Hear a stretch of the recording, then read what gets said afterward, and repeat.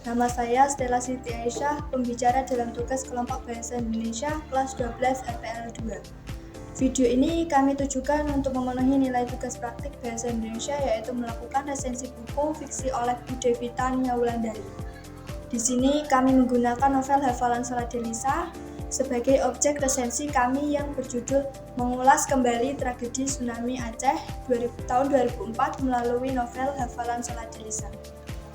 Buku yang kami resensi berjudul Hafalan Sholat Delisa, yang merupakan buku fiksi Indonesia yang berlatarkan kisah nyata. Dikarang oleh Terelie. Bagi beberapa orang yang menggeluti dunia literasi pasti sudah tidak asing dengan Terelie. Seorang penulis sekaligus akuntan dengan nama asli Darwis ini terkenal dengan novel-novelnya yang hampir seluruhnya bestseller. Terelie juga cukup terkenal dengan kritiknya pada pemerintah saat pajak buku naik cukup tinggi, hingga dia memberhentikan cetak bukunya di tahun 2017.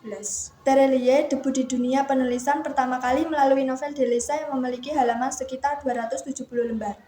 Di tahun 2005, diterbitkan oleh Republika Penerbit dan cetakan ke-31 novel Hafalan Sholat Delisa pada Maret tahun 2018. Selang 6 tahun, novel ini ditayangkan dalam bentuk film layar lebar dan diproduksi Sony Gaukosa. Hafalan Sholat Delisa berhasil meraih rating 7,7 saat itu, dan ini menjadi novel pertama kali Terelie yang diangkat menjadi film. Sinopsis buku ini menceritakan tentang seorang gadis kecil bernama Delisa, berumur 6 tahun dan memiliki 3 saudara, yaitu Fatimah, Aisyah, dan Zahra. Delisa adalah anak bungsu dari ayahnya, Abi Usman. Ayahnya bekerja di kapal tanker perusahaan minyak internasional. Sedangkan ibunya, Ummu Salamah, adalah seorang penjahit sekaligus pembordir pakaian yang sering dipesan oleh tetangga-tetangga dekat rumahnya. Keluarga Delisa tinggal di komplek perumahan sederhana, tepatnya di sebuah daerah tepi pantai yang bernama Lokna. Kehidupan gadis ini biasa-biasa saja, selayaknya kehidupan anak seumurannya. Delisa juga seorang gadis yang periang, ia suka bercanda dengan kakak-kakaknya. Dalam keluarga Delisa, ada suatu kebiasaan yang telah berjalan lama, yaitu memberikan hadiah kalung emas bagi setiap anak yang telah menyelesaikan tugas hafalan sholat dari sekolahnya. Seperti yang telah dilakukan oleh kakak-kakaknya, Delisa sebagai anak paling bungsu akhirnya mendapat gilirannya. Delisa yang memiliki hasrat kuat terhadap kalung emasnya membuatnya menjadi terpacu untuk menuntaskan hafalan sholatnya. Akan tetapi, semua itu tidak mudah. Hari-hari yang Delisa lewati terasa berat. Hafalannya morat-marit, terbolak-balik, dan segala macam urusannya. Hingga akhirnya salah satu kakaknya, yaitu Aisyah, membuat teknik untuk membantu sang adik. Dan benar saja, dengan teknik itu Delisa menjadi lebih mudah dan lancar untuk menghafalkan. Hingga saatnya hari yang dinanti Delisa itu tiba pada tanggal 26 Desember tahun 2004. Delisa diantar oleh uminya ke sekolah untuk ujian hafalan. Satu persatu anak telah menyetorkan hafalan mereka masing-masing. Hingga kini telah tiba giliran Delisa. Namun naas, di hari itu tidak ada yang tahu jika mereka akan mendapatkan musibah yang besar. Saat Delisa mengangkat takbiratul ihram, seketika lantai laut retak dan bumi runtuh dan merekah sampai ratusan kilometer. Gempa menjadi dahsyat, mengguncang Banda Aceh hingga Lokna.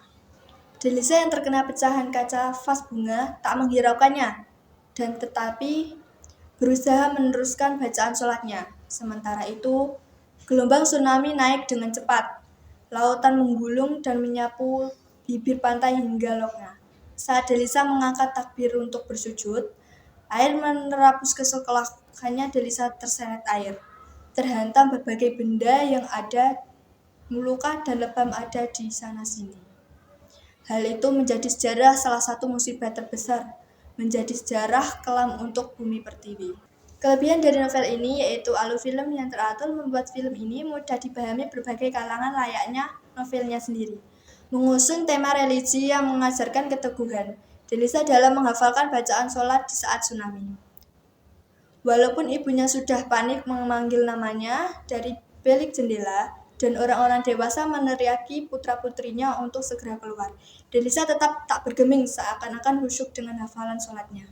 Jalan cerita novel Hafalan Sholat Delisa yang mengusung dari kejadian nyata saat Provinsi Aceh Terkena tsunami di bulan Desember tahun 2004 membuat novel ini juga menjadi sumber informasi bagi generasi-generasi di tahun setelahnya. Manfaat dari hal ini juga dapat membuat pembaca bisa berimajinasi lebih jauh tentang cerita yang terdapat pada novel ini.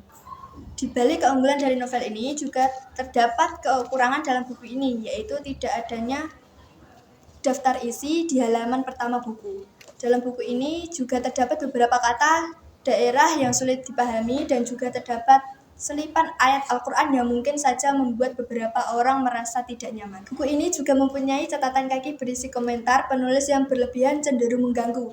Walaupun penulis bertujuan mempengaruhi keadaan tokoh atau menjelaskan impresi penulis ketika meraih naskah ini, tetap saja nampak terlalu berisi. Dari novel ini dapat disimpulkan bahwa kita harus menanamkan sifat sabar, pantang menyerah, serta ikhlas dalam berbagai cobaan yang diberikan Tuhan kepada kita. Seperti Delisa saat kehilangan kakinya, serta ibu tercinta bersama saudara-saudaranya. Bagaimana saat Delisa berusaha keras untuk melanjutkan hidup walaupun dengan satu kakinya.